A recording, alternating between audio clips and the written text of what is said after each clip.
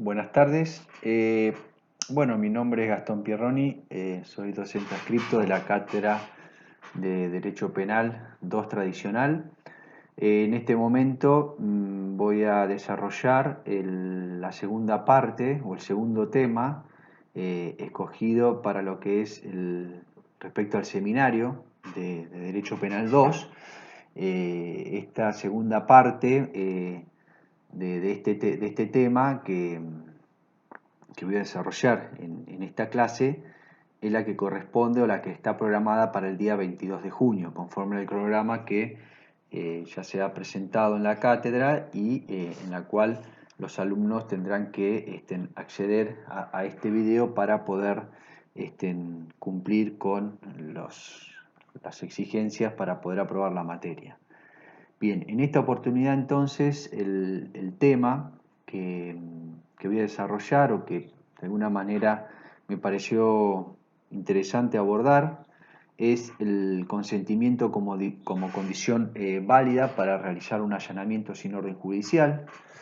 En este sentido y previo a dar tratamiento a este tema puntual, es decir, a esta problemática acerca de si el consentimiento del morador para que las fuerzas de seguridad practiquen una pesquisa o un allanamiento sobre un lugar determinado, suple la necesidad de una orden judicial de allanamiento y que es en definitiva el título del tema que he escogido, como bien le he hecho mención, y que considero necesario como para poder que ustedes puedan comprender y reflexionar sobre estas temáticas. Voy a hacer una introducción sobre la cuestión de la garantía de la inviolabilidad del domicilio, que tiene que ver con esto del consentimiento como condición válida para realizar un allanamiento sin orden judicial. En este sentido, en primer lugar voy a hacer alguna mención sobre la tutela constitucional del domicilio, cuál es su concepto, el fundamento de su protección. Voy a indicarles también la excepción a la regla, a esta regla de la inviolabilidad del domicilio, y para ello me voy a estar refiriendo puntualmente a la normativa procesal de Río Negro, por elegir alguna de ellas, y de manera que les sirva de guía a ustedes como para poder elaborar el trabajo monográfico y de manera tal que dejo en definitiva al alumnado a que pueda analizar, si así lo desea, otra normativa para trabajar sobre esta problemática, como podría ser el caso del Código Procesal Penal de la provincia de Neuquén. Bien, entonces, puntualmente voy a hacer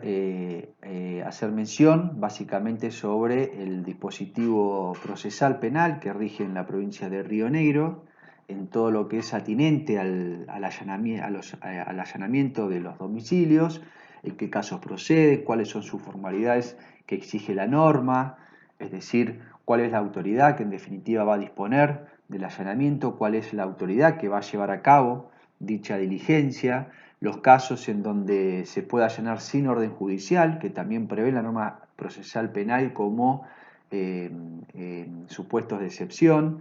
y luego sí, una vez que hayamos ubicado el tema, recién ahí me voy a adentrar al análisis del temario de este seminario, que es el consentimiento como condición válida para realizar un allanamiento sin una orden judicial. Bien, en cuanto a la tutela constitucional del domicilio, en primer lugar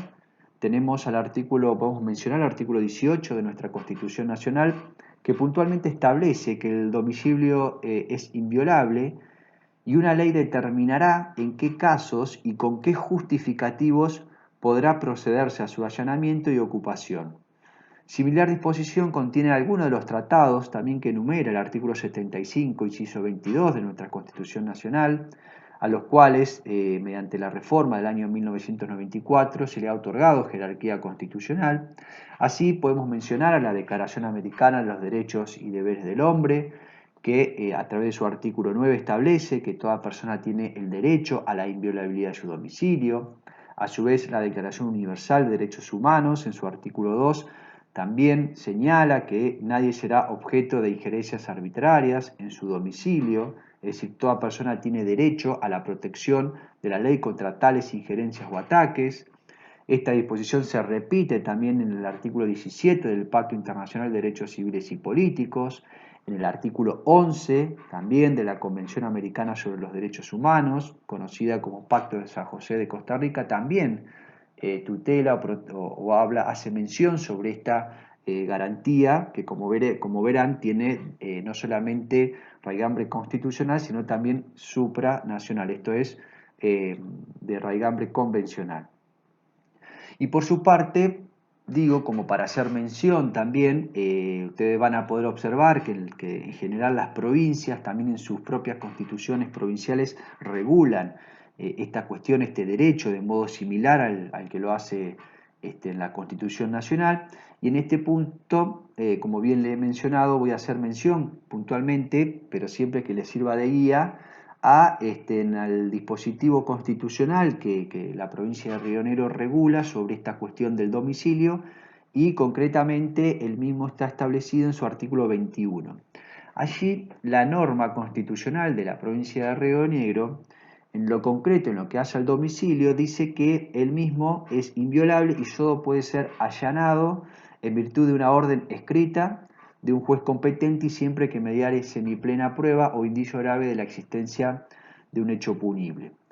También refiere el artículo 21 de la Constitución de Río Negro que el allanamiento de domicilios en hora de la noche es excepcional y solo puede disponerse por motivo fundado y realizarse con la presencia del juez, salvo imposibilidad justificada, en cuyo caso delegará la diligencia en otro funcionario judicial. Y termina diciendo el articulado que toda prueba obtenida en violación a lo dispuesto queda invalidada como tal. De modo tal que ustedes podrán observar que ya en nuestro texto o en el texto de la Constitución de Río Negro, claramente ya está reglamentando de alguna manera esta cuestión de la inviolabilidad del domicilio, en el sentido de que no es una regla absoluta, sino que frente a determinado supuesto uno podría, mediante la diligencia de allanamiento, de alguna manera quebrantar o de alguna manera este derecho o esta garantía a la inviolabilidad del domicilio. Pero más adelante me voy a referir sobre esa cuestión. Entonces, en cuanto al concepto del domicilio y cuál es su fundamento y su protección, el domicilio, es decir, podríamos decir cuál es el alcance del domicilio que está tutelado constitucionalmente. En este sentido, vamos a ver que es un concepto que ha ido mutando con el transcurrir del tiempo. En un primer momento se tomaba o se adaptaba la palabra domicilio en un concepto más bien restringido, señalando de que el domicilio era el lugar donde se encontraba una persona establecida y avecindada con su mujer, hijos y familias y la mayor parte de sus muebles, es decir, para esta corriente restringida o este concepto restringido, para que hubiese domicilio se requería únicamente habitación real y ánimo de permanecer en él. Sin embargo, este concepto fue evolucionando y hoy en día, en la actualidad, el concepto sobre domicilio al cual debemos proteger, o es lo que se debe proteger constitucionalmente, tiene una mayor amplitud. Es decir, además de las moradas familiares, el domicilio del artículo 18 de la Constitución Nacional, que le he hecho mención, abarca también a cualquier lugar de residencia transitoria, por ejemplo, piezas de hoteles, camarotes, casas rodantes, escritorios profesionales, negocios, ya sea que estén cerrados o parcialmente abiertos. Es decir, el concepto es mucho más amplio para proteger lo que es el ámbito o es el alcance que se le da al concepto de domicilio que está protegido por nuestra Constitución Nacional. De esta manera, entonces estará en resguardo el domicilio en sus dos aspectos, ¿sí? Por un lado se protege una de las manifestaciones de la libertad, esto en cuanto al derecho que tenemos todos de elegir quiénes ingresan o no a nuestro domicilio, pero también se tutela al domicilio como un ámbito de intimidad y reserva de las personas. Y como bien les he señalado, la inviolabilidad del domicilio no resulta un derecho, una garantía absoluta, puesto que el mismo artículo 18 de la Constitución Nacional, como bien le he señalado, se encarga de decir que una ley establecerá en qué casos y con qué justificativo podrá procederse a un allanamiento. Y esta excepción a la regla la vamos a encontrar básicamente en los digestos procesales penales de cada una de las provincias. Allí se regula lo que es, más allá de regular en la propia Constitución, como lo he hecho mención puntualmente en Río Negro, pero cuando bajamos a la norma de orden local, como sería un código procesal penal, allí también vamos a encontrar regulada esta materia del respecto al allanamiento. Y puntualmente en nuestro código, bueno, en el Código Procesal Penal de Río Negro, esto lo encontramos regulado concretamente en sus artículos 138, 139, 140 y 141. Ahora vamos a ir viendo de qué se trata todo esto. Es decir, en primer lugar, el artículo 140 de nuestro Código Procesal Penal, esto es el del Río Negro, exige que el allanamiento, en primer lugar, debe ser requerido por el fiscal, o incluso hasta puede ser también requerido la medida ante el juez de garantías, incluso hasta el propio querellante, o bien también el defensor. En esto ha variado mucho a partir de que se ha adoptado en un sistema acusatorio en la provincia de Río Negro. Entonces, en primer lugar, como una de las exigencias es bueno, que el pedido de allanamiento lo debe realizar el fiscal y debe ser dispuesto por el juez de garantía y por una resolución fundada, dice. Entonces, en esto el artículo 140 del Código Procesal Penal de Río Negro se encarga de exigirle al órgano requirente, esto es, a la Fiscalía, una debida fundamentación en su solicitud de autorización para practicar un allanamiento. Y allí la norma le indica varios requisitos, varias exigencias que tiene que contener ese pedido fiscal para que el juez pueda autorizar un allanamiento en un domicilio. En este sentido, se nos enseña que por tratarse de una medida procesal que establece una excepción a la garantía constitucional de la inviolabilidad del domicilio, es imprescindible que se presenten ciertos requisitos y exigencias para proceder a autorizar el mismo, sin los cuales la diligencia estaría soslayando las normas procesal reglamentaria y consecuentemente la garantía de la cual emana. ¿Sí? Entonces, uno de los requisitos que el Código exige precisamente, y conforme lo establece el artículo 140 del Código Procesal Penal, por ejemplo, del Río Negro, es la presencia de motivos suficientes. Esto importa que se adquiera mediante estos motivos suficientes, debe argumentarlo el fiscal y deben tratarse de datos objetivamente conocidos, la sospecha fundada de que en determinado lugar se pueda llegar a encontrar algún elemento de prueba relacionado con el delito que está investigando. Esto constituye claramente un límite a la arbitrariedad del Estado y al mismo tiempo asegura al ciudadano la garantía constitucional que he señalado. Si los referidos datos no pueden basarse en meros rumores o comentarios equívocos, sino en datos previamente comprobados objetivamente por el fiscal, por la fiscalía o la autoridad policial, que en definitiva actúa como auxiliares de la investigación. Es decir, la norma exige además al juez examinar no solo el cumplimiento de estos requisitos formales del cual habla el 140 del Código Procesal Penal, sino también la razonabilidad de los motivos invocados por la Fiscalía y que fundan el pedido de allanamiento. Entonces, en cuanto a la autoridad que se encuentra facultada para disponer un allanamiento, claramente es el juez competente, tanto material como territorialmente, siendo que por tratarse de una medida probatoria de imposible reproducción, es decir, cuando se pide un allanamiento en el marco de la investigación de un hecho delictivo, y por encontrarse también en juego una garantía constitucional, no podrá no es posible de que sea el Ministerio Público Fiscal quien pueda disponer del allanamiento, ni menos aún las autoridades policiales, salvo, lógicamente, aquellos casos que están exceptuados de pedir una orden de allanamiento, que ya lo vamos a ver, y que son los que también la norma procesal indica concretamente, específicamente, y debe ser entendido de carácter restrictivo. Por ejemplo, vamos a ver lo que dice el artículo 141 del Código Procesal Penal. Pero en definitiva, entonces quien está facultado para disponer de un allanamiento, autorizar un allanamiento, es el juez. En este caso, en el proceso penal de Río Negro, es el juez de garantía. Ahora bien, el 140 concretamente, fíjense que establece que podrá procederse al allanamiento sin orden judicial cuando, y establece 4 condiciones. En primer lugar, sí,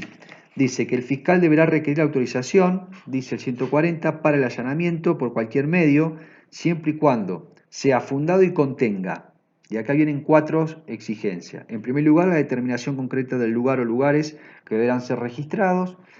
la finalidad del registro, la identidad del fiscal responsable del control o de la ejecución de la medida y, en caso de delegación, funcionario que se encuentre autorizado a diligenciarlo. Y por último, también exige los motivos que fundan la necesidad del allanamiento, que es lo que les venía diciendo. En este caso, dice el precepto legal, el juez examinará el cumplimiento de los requisitos formales y la razonabilidad de los motivos. Bien, después dice que hará constar la autorización del mismo escrito, indicando el plazo para su ejecución que no podrá superar las 48 horas. Es decir, como verán, claramente este artículo 140 del Código Procesal Penal de Río Negro, cada código tiene sus particularidades, pero lo tiro a modo de ejemplo, lo voy a mencionar a modo de ejemplo y como guía. Entonces, como primer lugar le está indicando que la autoridad que lleva a cabo el registro, ¿sí? O la medida de la diligencia del allanamiento, es en este caso el fiscal. El fiscal o eventualmente lo podrá delegar en el funcionario policial que vaya a intervenir en ese procedimiento. Entonces, el registro, como primera cuestión, debe ser dispuesto sí o sí por un juez, en este caso por un juez de garantía y mediante un auto debidamente fundado. Esos fundamentos se los va a dar el fiscal, se los tiene que dar el fiscal. No puede actuar de oficio, el juez no puede ordenar de oficio un allanamiento bajo el sistema acusatorio que tenemos en Río Negro, como también ocurre en la provincia de Neuquén, en función porque por ese carácter acusatorio, digamos, en los anteriores sistemas mixtos o inquisitivo morigerado, donde existía la figura del juez de instrucción, que luego fue reemplazado por los jueces de garantías en estos nuevos procedimientos de enjuiciamiento penal, en esos casos, aún sí de oficio, el juez de instrucción podía ordenar allanamientos, siempre debidamente fundado, porque en definitiva tenía a su cargo también la dirección del proceso, al igual que el fiscal. Pero lo concreto que eso ya no ocurre en los sistemas acusatorios. Por ello, en primer lugar, tenemos que tener claro que el único que puede autorizar un allanamiento es un juez, en este caso es un juez de garantía, y a requerimiento únicamente del señor fiscal. Y bueno, el artículo 140, como bien les he mencionado, en su inciso 3, dice que una de las exigencias que le pide al fiscal es que identifique quién va a ser el fiscal responsable en la ejecución de la medida, o en su caso debe mencionar bien a qué funcionario va a delegar para diligenciar el allanamiento.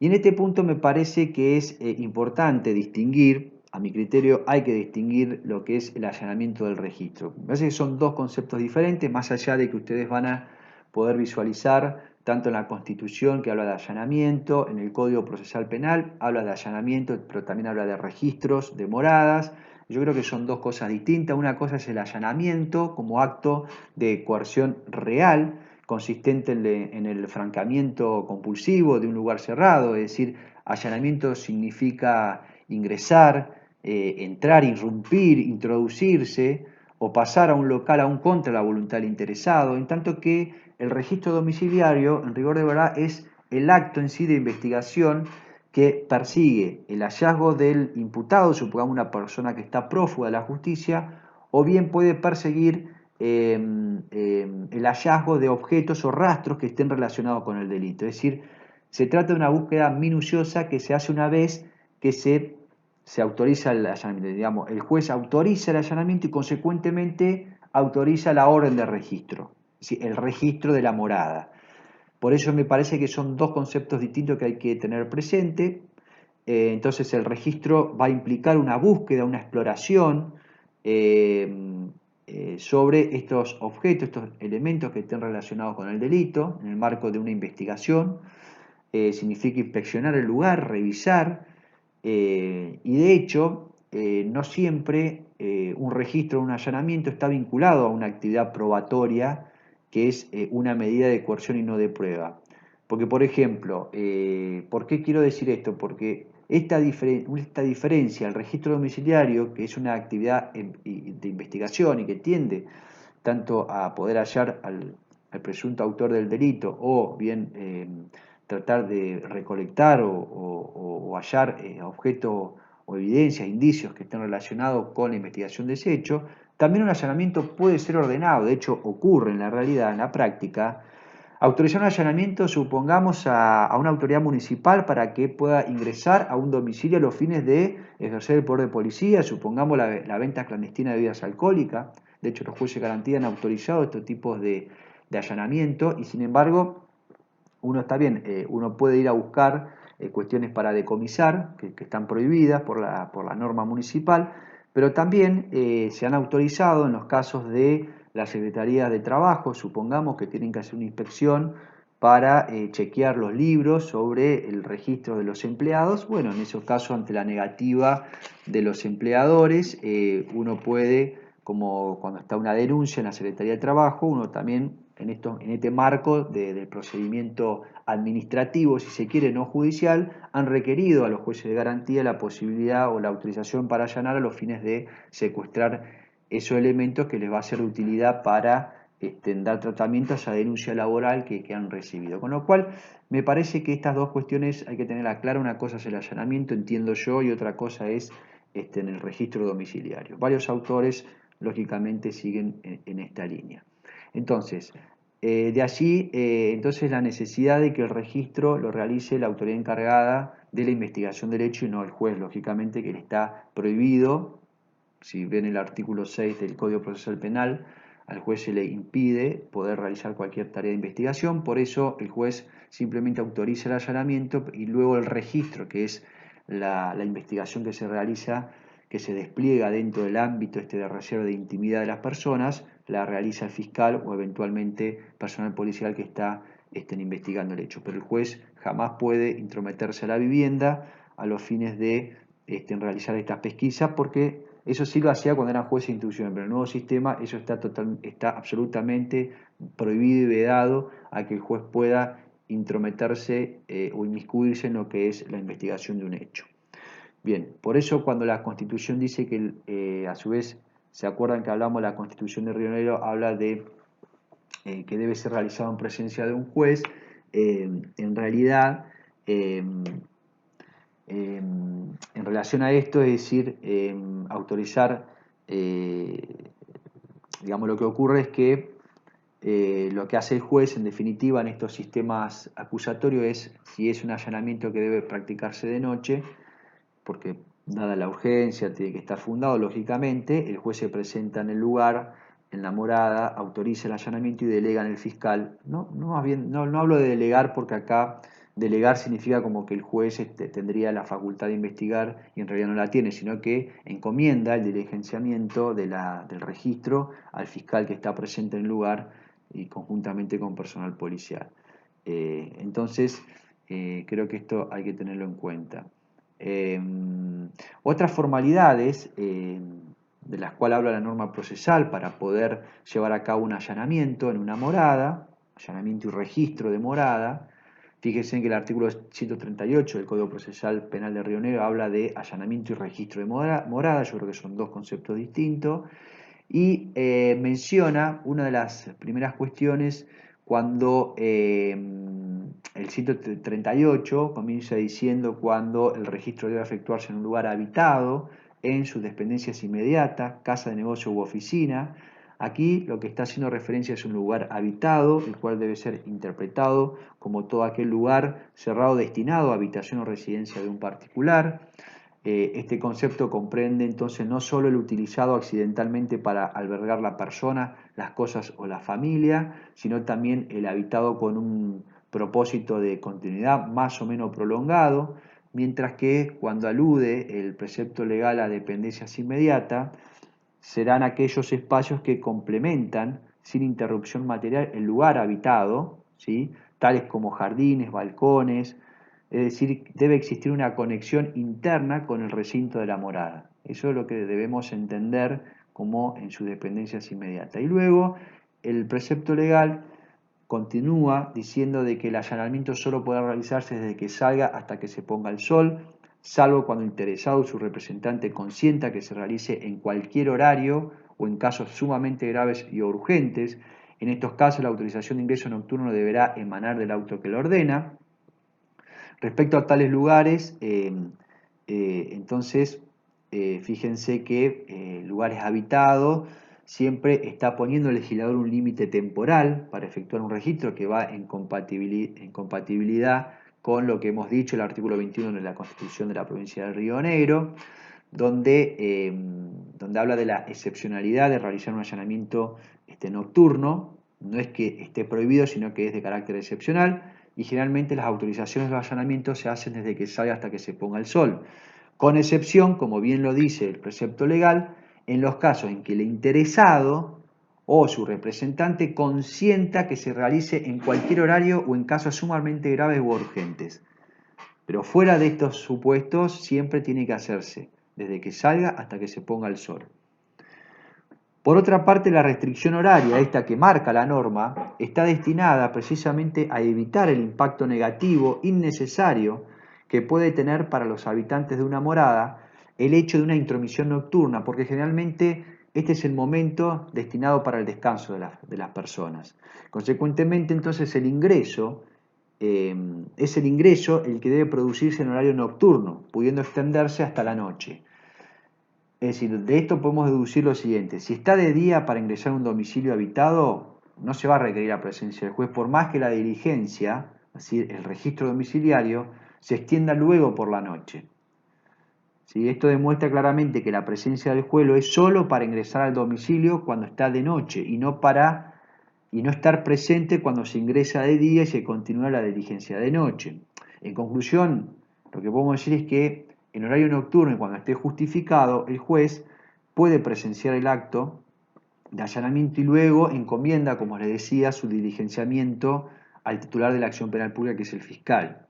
¿Sí? Es decir, quien es, como autoridad judicial, va a ser el que va, en definitiva, a garantizar la legalidad de ese procedimiento que se va a realizar dentro de la morada,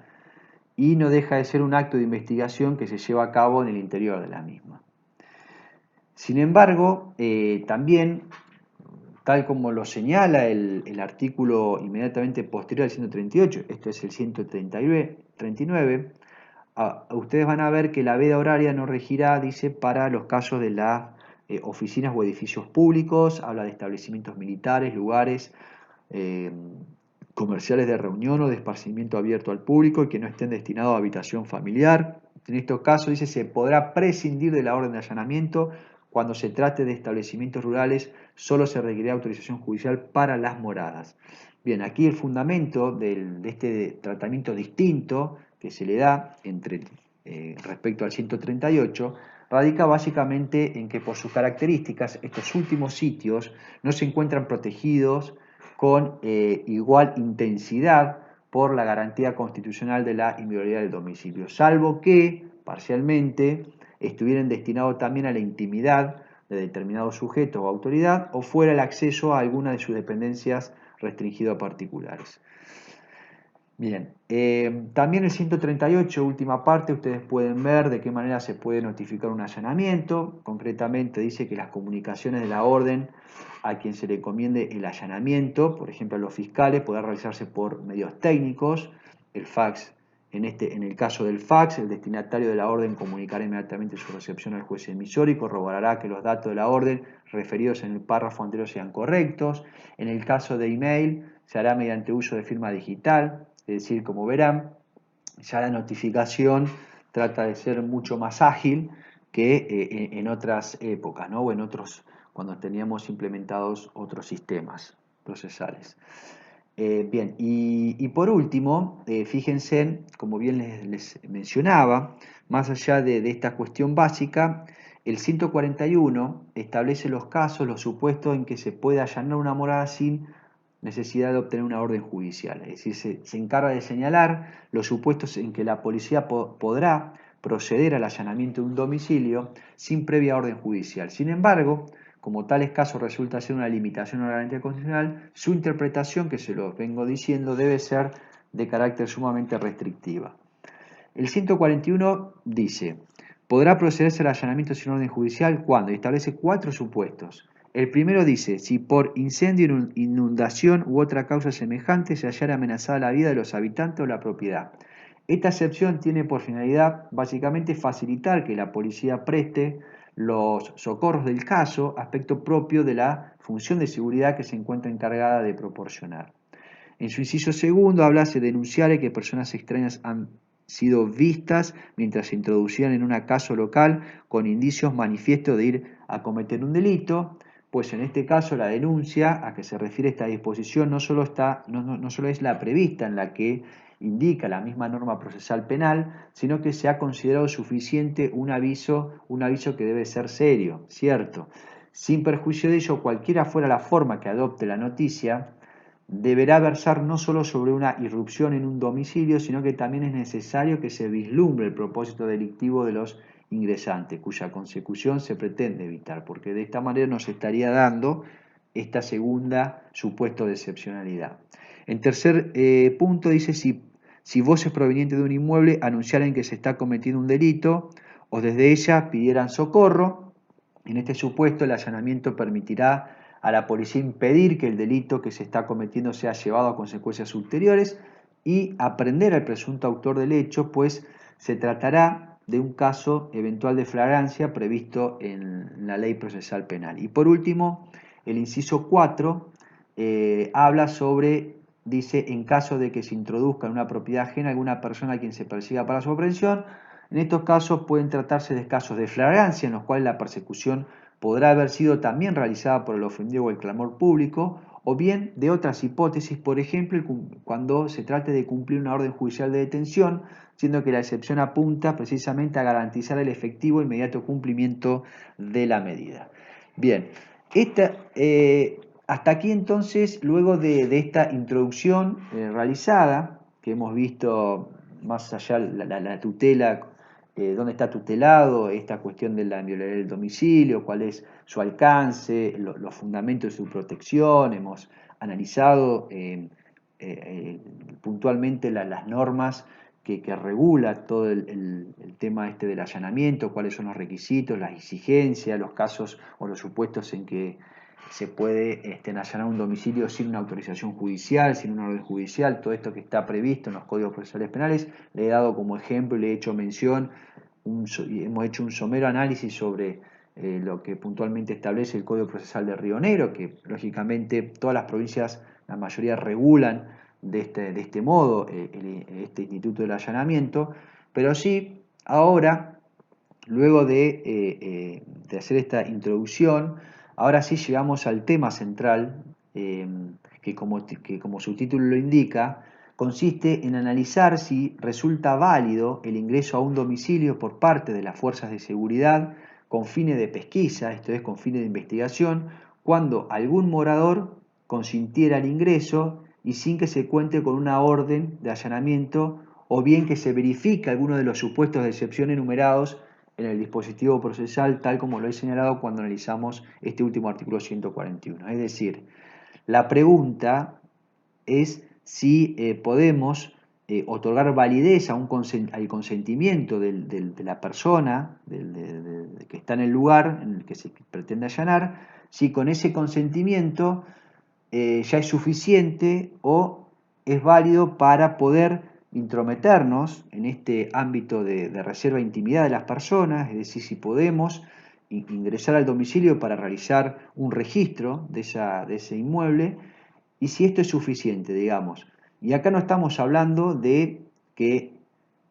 el consentimiento no está previsto como una de las excepciones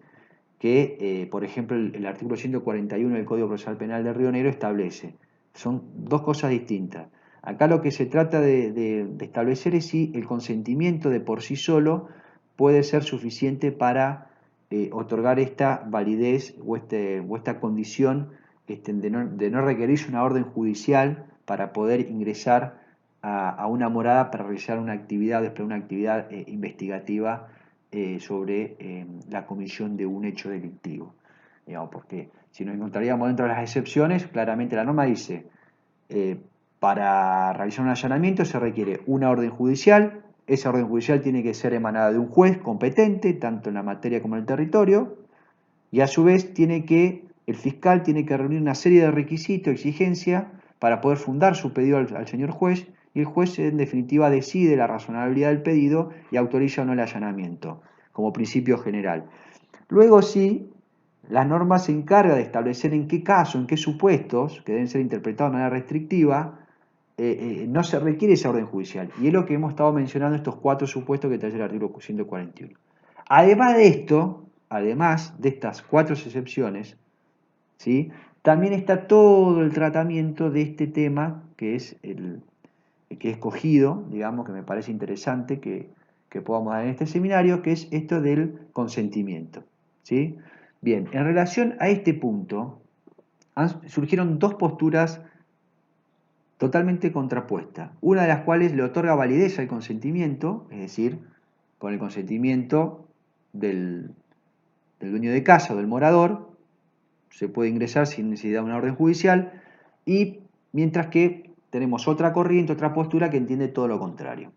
Sin duda que esta cuestión ha generado su problemática y discusión, tanto a nivel doctrinario como jurisprudencial.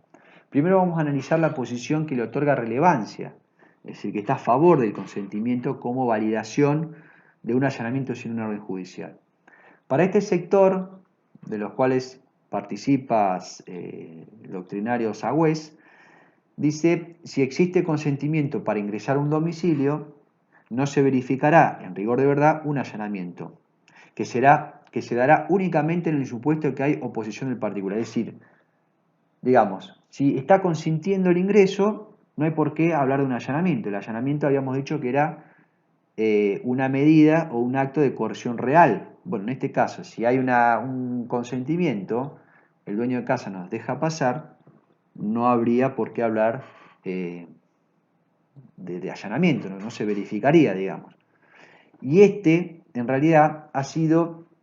además, la opinión que ha adoptado nuestra Corte Suprema de Justicia de la Nación, el presidente Fato del año 1988, en el cual, en concordancia con el dictamen del Procurador General, sostuvo que el allanamiento del domicilio supone necesariamente una actividad dirigida a vencer la voluntad de su titular, lo que no ha sucedido, dice, en el caso, pues, dice, el condenado prestó su consentimiento para el ingreso del personal policial. Fíjense, supone necesariamente, dice, una actividad dirigida a vencer la voluntad de su titular. Y como el titular no se opuso, con lo cual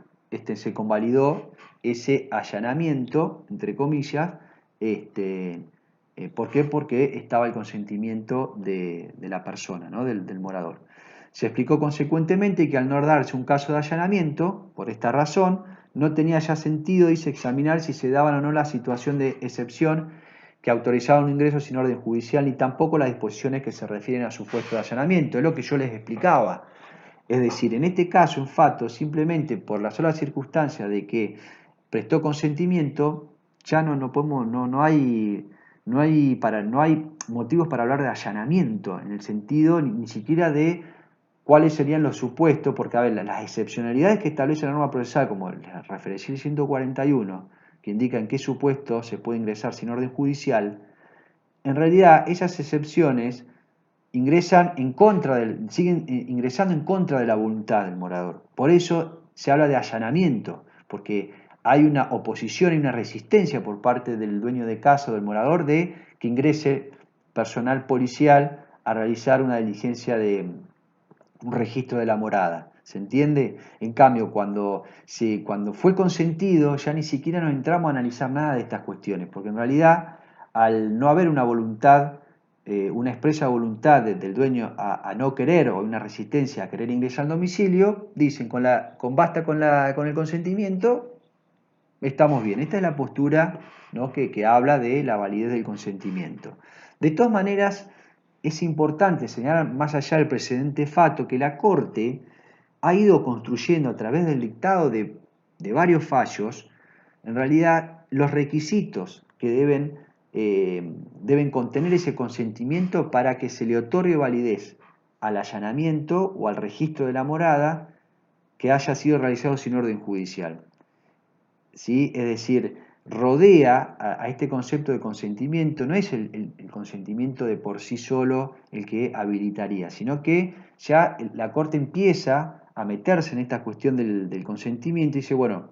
vamos a validar el consentimiento, está bien, puede ser una de las condiciones que valide un allanamiento, un registro de una morada, sin una orden judicial, pero, dice, ese consentimiento tiene que reunir ciertas características o ciertas condiciones, ciertos requisitos que van a ser analizados, lógicamente, en función de cada caso en particular y de cómo se desarrolló todo el procedimiento, ¿no? En este sentido, entonces, la Corte ha señalado que para que el consentimiento fuera válido, el mismo debía ser voluntario, es decir, prestado libremente y sin existir ningún tipo de presión o intimidación hacia el imputado,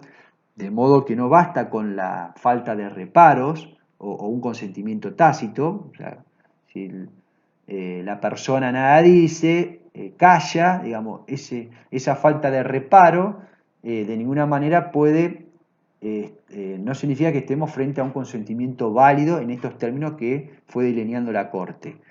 Esto es por la situación en que fue prestado, es decir, podría generar dudas acerca de su libertad de decisión. Entonces, fíjese en cómo todo va a depender de cada caso en particular, de si era un policía, si eran dos, si eran tres los que se presentaron al domicilio para pedir el consentimiento. Es decir, hay un montón de circunstancias que hay que evaluar en cada caso particular para establecer si realmente este consentimiento puede ser válido o no. Esta construcción de la cual le hablo, de la Corte Suprema de Justicia de la Nación, la podríamos fijar a partir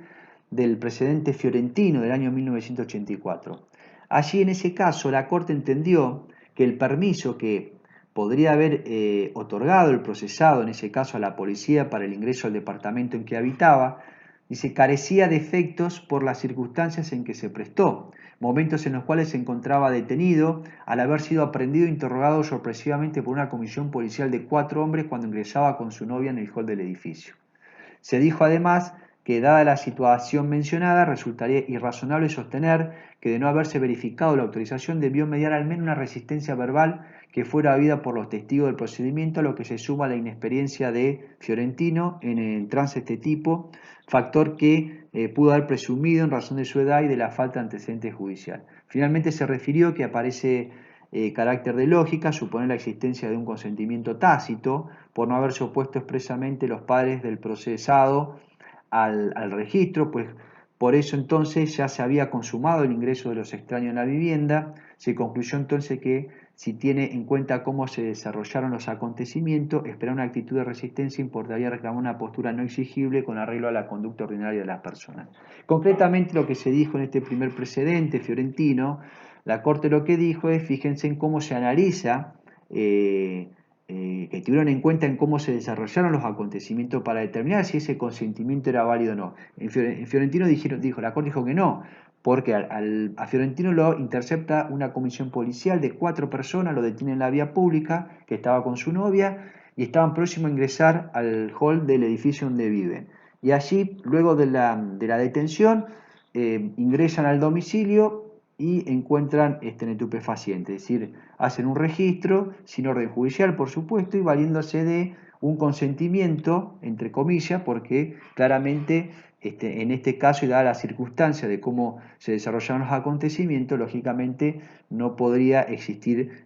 un consentimiento de las condiciones en que requiere la Corte. Es decir, fíjense en que a partir de este primer precedente empieza a construirse, se le empieza a dar al consentimiento ciertos requisitos, ciertas exigencias para su validación. Luego, en el año 1985, tenemos el precedente Sichero. La cuestión en ese caso versó sobre una pesquisa domiciliaria llevada a cabo en hora de la noche, 23 horas, por parte de una comisión policial que podría haber estado integrada hasta por 5 miembros, casi todos estaban vestidos de civil y coactuaron sin la correspondiente orden de allanamiento.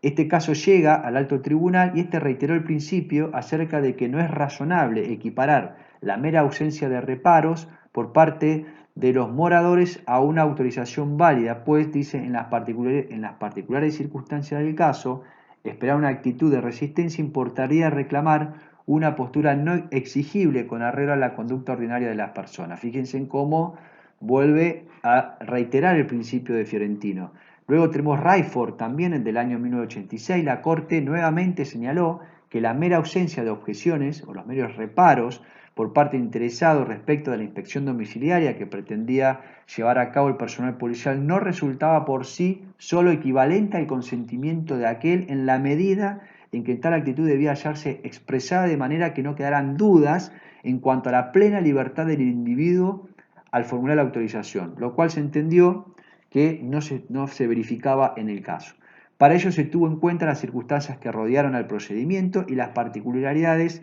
en que se manifestó la falta de oposición al registro. Así se destacó que en el caso la detención de Rayford se produjo en horas de la madrugada, en momentos en que se encontraba en la vía pública, a escasos metros de su domicilio, al cual la comisión policial ingresó de inmediato. Además se dijo que siendo esa persona nacional extranjera y desconocedora del idioma nacional, el español, es decir, ante la falta de auxilio por parte de un intérprete, resulta extremadamente dudoso que pudiera haber comprendido Rayford cabalmente cuál era el alcance del procedimiento que se realizaba y la posibilidad de que tenía de oponerse a que ingresaran a su domicilio sin una orden judicial. Entonces, fíjense en cómo se va construyendo, se va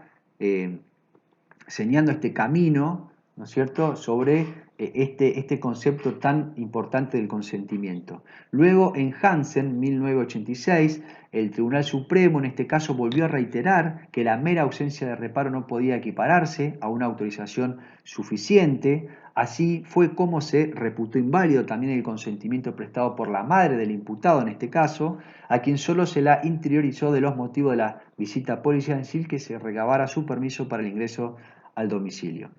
Después tenemos Da Costa, 1987. Si bien en este fallo los argumentos utilizados por la Corte para declarar la nulidad de uno de los allanamientos practicados versaron sobre otras cuestiones, en forma tangencial se reiteró la regla sentada en el presente Sichero, respecto a que no puede presumirse un consentimiento tácito por la mera ausencia de reparos, si es que por las circunstancias particulares esperar una actitud de resistencia importaría una postura no exigible con arreglo a la conducta ordinaria de la persona. Digamos, estos fallos que le he estado mencionando, la Corte es muy claro en este sentido. Digamos, el consentimiento no basta, el mero reparo, no hacen lugar al consentimiento tácito, es decir, tiene que ser rodeado de otros factores, otras condiciones para que lo hagan válido. En Adriasola, el presidente Adriasola del año 2001, allí, si bien convalidó un allanamiento por el consentimiento prestado por el procesado, allí entendió que el consentimiento fue válido porque se había dejado constancia de la expresa anuencia en el acta respectiva, la cual se encontraba firmada por el interesado, quien además ratificó la regularidad del procedimiento ante el magistrado que le recibió declaración. Esta ocasión en que hizo alusión a que permitió el ingreso a la comisión policial pese a que no poseía orden de allanamiento, lo cual da cuenta, dice la Corte, acerca de que tenía acabado noción del derecho que le asistía a negar el ingreso. Puede ser discutible, pero la Corte en Adriasola dijo esto, y en mérito a ello, dice, al decirse que no se habían explicitado en el fallo recurrido ni tampoco habían sido invocadas por las partes, razones que permitirán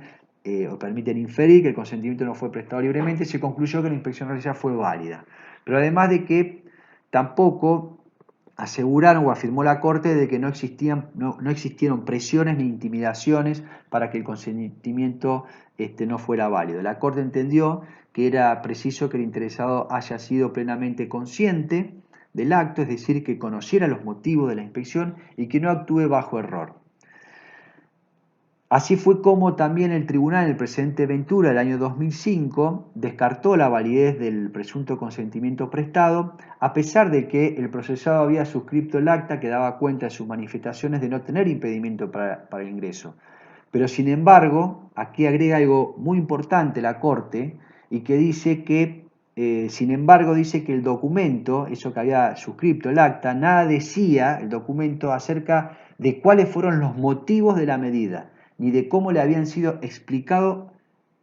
tal circunstancia al morador. Fíjense en cómo Ventura, el año 2005, amplía un poco más los requisitos. No solamente estamos exigiendo o diciendo que el consentimiento no puede ser validado por el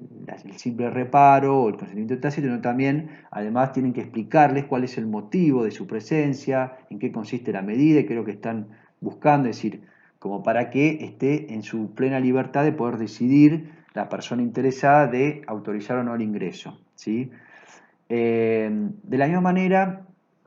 también se discutió mucho sobre quiénes son las personas, quien debe prestar ese consentimiento. Esto es importante porque en una morada puede suceder que no se encuentre el dueño de casa o se encuentre un tercero, sea recibido el personal policial que pretende realizar un allanamiento por una persona que no tiene derecho a exclusión. Es decir, sobre este aspecto, también el Supremo Tribunal de Justicia ha considerado válido el consentimiento prestado por una persona distinta al imputado, pero siempre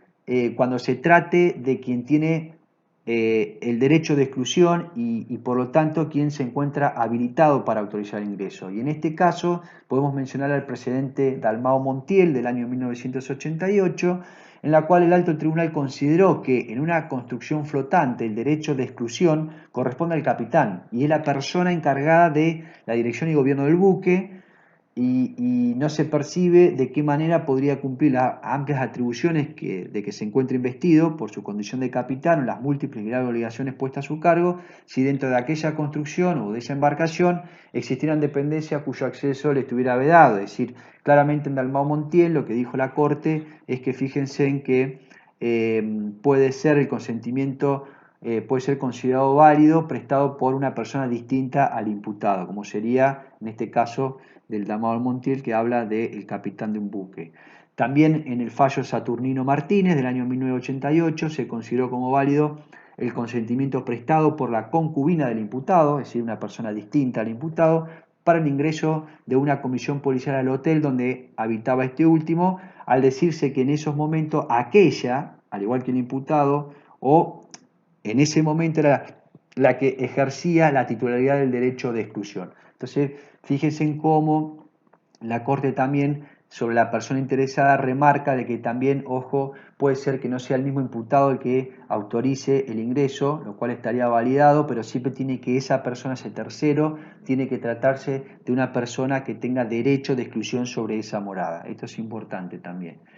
Y en contraposición a toda esta postura que le otorga relevancia, válida, validez al consentimiento como para poder realizar un allanamiento sin un orden judicial, tenemos la posición contraria, que es la que no le otorga ningún tipo de relevancia. Y según esta postura, independientemente de la autorización o no del titular del derecho de exclusión, previo a ingresar la fuerza de seguridad en el domicilio, el juez dice deberá otorgar una orden de allanamiento para tal fin, salvo cuando mediara alguno de los supuestos de excepción dispuestos por el dispositivo procesal. Es decir, se concentra únicamente, no le da relevancia al consentimiento. Si no están dentro de los supuestos de excepción, siempre el consentimiento no es válido. Por más que la persona lo consienta, diga que sí, que no. Dice que esta postura niega rotundamente esa posibilidad. Ello toda vez que, dice, en el ámbito nacional no existe ninguna disposición que permita apartarse de tal regla sentada, por ejemplo, en el artículo 138 del Código Procesal Penal de Río Negro, siendo que ese cuerpo normativo solamente otorga relevancia al consentimiento para permitir que el allanamiento de una morada sea efectuado en hora de la noche, pero además, como ya se explicó con anterioridad, al ser el allanamiento de una medida de coerción que conlleva la afectación de una elemental garantía constitucional, como lo es la inviolabilidad del domicilio, se deberá ser muy estricto a la hora de interpretar sus exigencias procedimentales. Es a partir de allí que algunos autores se cuestionaron si conformarse con la autorización del interesado del titular de la morada no podía ser una fuente de abuso y arbitrariedades en contra de los ciudadanos. Y en tal dirección tenemos a Mayer, tenemos a Carrió, es decir, ambos sostenedores de esta postura. Hacen un análisis muy interesante. Por ejemplo, Mayer sostiene que el afectado libera con su consentimiento el ámbito privado que la ley intenta proteger. Es decir, este es un derecho que existe, es decir, yo puedo dejar ingresar ¿Se acuerdan cuando hablamos del alcance del concepto de domicilio? ¿Sí? Uno puede dejar, yo tengo derecho a exclusión de a quién dejo ingresar y quién no, en mi casa, digamos, eso es un derecho, con lo cual tiene sentido como límite frente a personas que no ejercen el poder estatal, dice Mayer, pero parece insuficiente en la vida práctica frente a órganos dotados de la fuerza que supone el poder estatal. Es decir, lo que quiere decir Mayer no es lo mismo que venga un amigo al quien yo dejo ingresar o le digo que no ingrese, a que venga un patrullero con una comisión policial donde vienen a darte vuelta a tu casa. Entonces, bueno, creo que son, dicen, dos cuestiones muy distintas. Si bien está el derecho a consentir, pero ese consentimiento no está para estos supuestos en que venga el órgano del Estado, un órgano del Estado dotado de fuerza como para irrumpir tu domicilio. En efecto, dice Mayer, la sola presencia de la fuerza pública va a implicar en la vida real una coacción suficiente para producir un consentimiento viciado, o al menos otorgado con error acerca de la facultad del requirente, y por lo demás a la misma fuerza pública le es posible emplear mecanismos sutiles de coacción que no se verán reflejados al juzgar el acto. Entonces, fíjense en cómo Mayer descarta la posibilidad de que el consentimiento, más allá de que esté rodeado de todo lo que hemos hablado, no hay posibilidad alguna de que se pueda convalidar si no hay una orden judicial para el allanamiento. En sentido coincidente, Carrió menciona también que la presencia de la policía en un domicilio suscita en la mayoría de los habitantes una sensación como mínimo de intranquilidad, y esto es cierto, que hace que difícilmente sepamos cómo reaccionar si se nos pone que firmemos una constancia de que consentimos el procedimiento que se está por llevar a cabo. Pero el jurista fue más lejos aún, al afirmar que, dice, constituye un error caracterizar el allanamiento de morada como una actividad dirigida a vencer la voluntad de su titular, como bien lo dijo la Corte en el precedente Fato. Dice, a lo que cualquier allanamiento apunta es a la incautación de prueba demostrativa de un delito o a la captura de un sospechoso. Lo que tiene un policía que ejecute un orden de allanamiento es un mandato judicial para ingresar en una morada, sea que su titular lo acepte o pretenda oponerse. Es decir, la voluntad de su destinatario en este esquema tiene poco que ver. Si no le interesa, si se opone o no.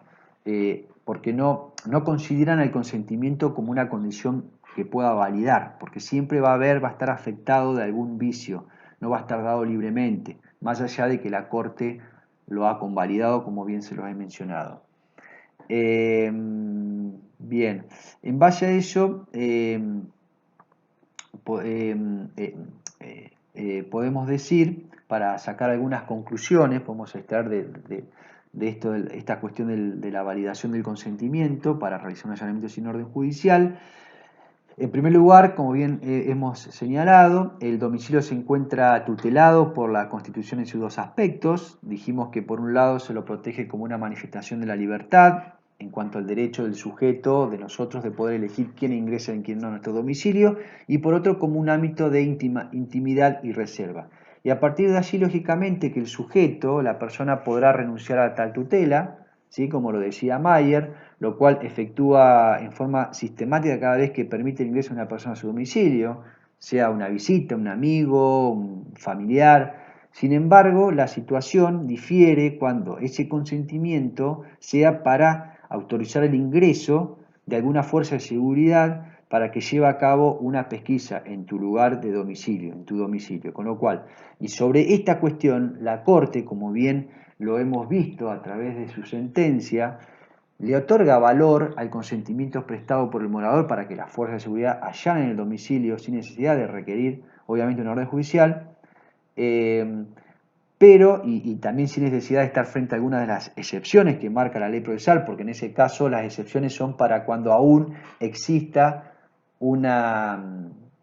no voluntad de la persona de dejar de autorizar el ingreso, pero dice la Corte que el consentimiento debe estar rodeado de ciertos requisitos, como le vengo mencionando, como condición de su validez para que el allanamiento sea válido sin una orden judicial. Es decir, con atinado criterio podemos decir que la Corte ha exigido ciertos requisitos que deberían rodear este consentimiento para que de ese modo asegurarse que el mismo fuera producto de una decisión voluntaria de parte de quien lo otorgaba. Así fue como hemos visto en algunos casos se dijo que el no poner reparo no resultaba equivalente a tal situación siempre que las circunstancias del caso hicieran generar dudas respecto a la libertad con que obraba el sujeto, por existir algún tipo de presión o intimidación sobre él, como por ejemplo hemos mencionado el presidente Fiorentino, Sichero, Rayford, Acosta. Además, la Corte Suprema entendió que era preciso, además de ese requisito, que era preciso que el interesado haya sido plenamente consciente del acto, es decir, que conociera los motivos de la inspección. Esto lo dijo la Corte en el presidente Ventura, su facultad de oponerse al ingreso previo a que se le explicara el motivo, esto lo dijeron en Adriasola, como así también los alcances del procedimiento, esto dicho en Rayford, para así asegurarse que el sujeto, al prestar el consentimiento, no obrase bajo un error. Es decir, a fin de acreditar el cumplimiento de estos extremos, de este consentimiento, que, insisto una vez más, es un consentimiento que la Corte ha convalidado en varios precedentes, lo que pasa es que tiene que estar rodeado de estos requisitos, ¿sí? Es decir, va a favor de la primera postura que hemos mencionado, de esta discusión, donde le otorga relevancia bajo estas condiciones del consentimiento, lo que sería de utilidad, en definitiva, desde el momento en que la autoridad policial se apersona al domicilio, podríamos decir, a fin de recabar ese consentimiento del morador, es que se encuentre ya de ab initio, de un principio, con la presencia, supongamos, de dos testigos que puedan dar cuenta acerca de todas las circunstancias acaecidas desde entonces. Ello para descartar cualquier tipo de duda que pudiera luego abrigarse respecto a la existencia de un consentimiento viciado. Por eso es importante, si uno quiere ir a las fuerzas policiales, cosa que yo no recomiendo, pero bueno, supongamos que habría que demostrar muy bien que el consentimiento realmente reúne todas estas condiciones. Lo que quiero indicar con esto es que es importante también, desde que se apersona el lugar, que se lleven los dos testigos para que los testigos después puedan dar fe de la actuación de todo de esto que se le, del motivo que se le explique cuál es el motivo de su presencia, de que tiene posibilidad de oponerse, digamos, todo lo que estuvimos viendo sobre los requisitos para que poder otorgarle validez a ese consentimiento. Es importante la presencia del testigo para que no quede solo en palabras del personal policial, sino que esté corroborado con los testigos de actuaciones que presenciaron ese acto y esa posibilidad de que el consentimiento sea válido. Por otra parte, también en lo atinente al sujeto que pudiera consentir el ingreso, en esto también hemos hecho mención, entiendo de que debe estarse a las características del lugar donde se deba practicar la diligencia. En este sentido, considero apropiado como regla general la que ha sentado el doctor Gil Lavedra en su voto en el precedente Monticelli de Prosillo. En su oportunidad, Gil Lavedra era un camarista, es una causa de la Cámara Nacional de Apelación Criminal y Correccional Federal del año 1984. Y respecto a este punto, sostuvo el doctor Gil Lavera, que me parece muy interesante, es que en relación a qué sujeto puede consentir el ingreso para que ese consentimiento sea válido, si quién es la persona autorizada para prestar ese consentimiento, esto sin dejar de lado todas estas condiciones que hemos hecho mención. A su vez tenemos que ver a ver quién es la persona que está prestando el consentimiento para poder validar ese registro que se haga en esa morada. Debe serlo quien tenga no solo el derecho de exclusión sobre el lugar, sino que además pudiera resultar perjudicado por la medida, ¿sí? Y en este sentido, ¿por qué es importante? Porque supongamos que en una vivienda, en un departamento, viven tres amigos, tres estudiantes universitarios, y supongamos que uno de ellos tiene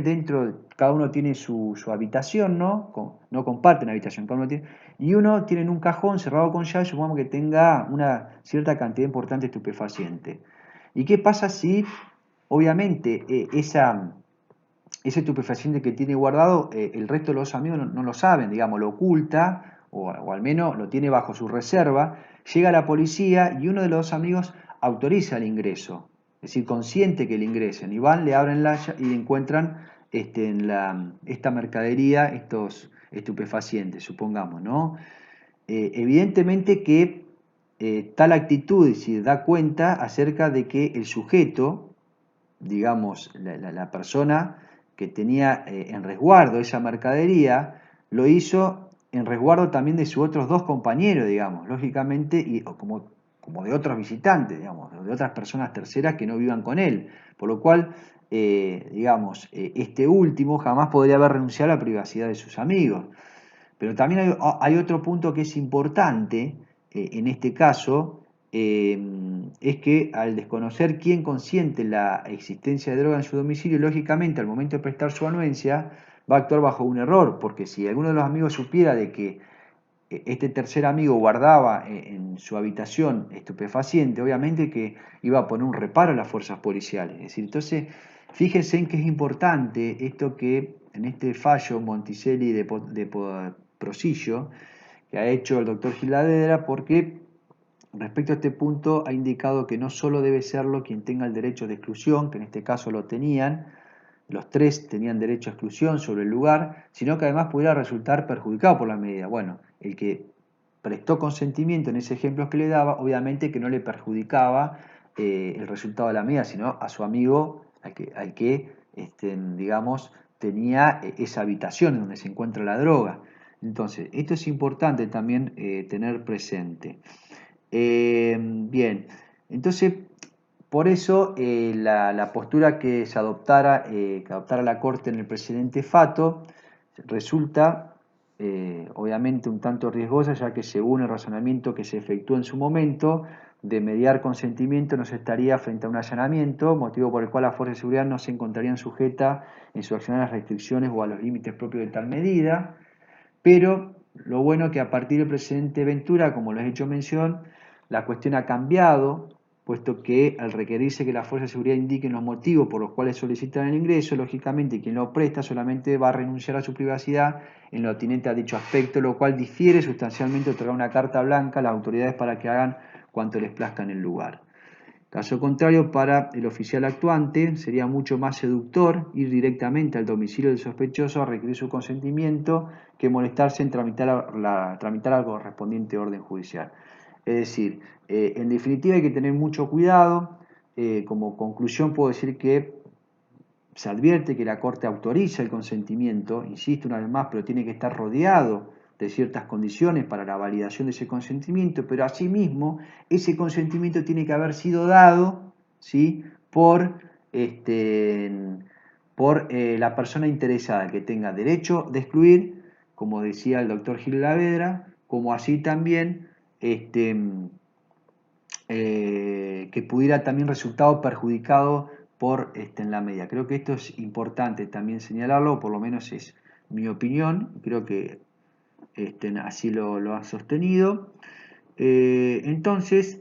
la posición que otorga relevancia al consentimiento desde el punto de vista teórico no presenta fisuras, sin embargo, si trasladamos lo explicado a la práctica,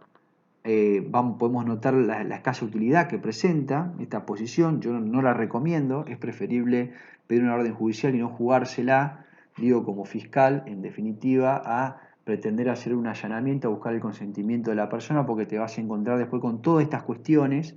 que si el consentimiento era válido, si reunía los requisitos que dice que establece ya la Corte, si la persona interesada era la que tenía el derecho a excluir, si la medida lo podía perjudicar, es decir, ya nos metemos en un berenjenal que luego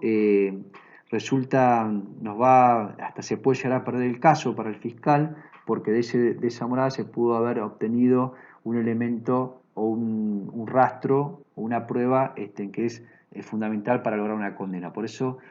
atenti en este punto. Entonces, si bien el consentimiento es válido, podemos concluir en esto, pero no es lo más recomendable.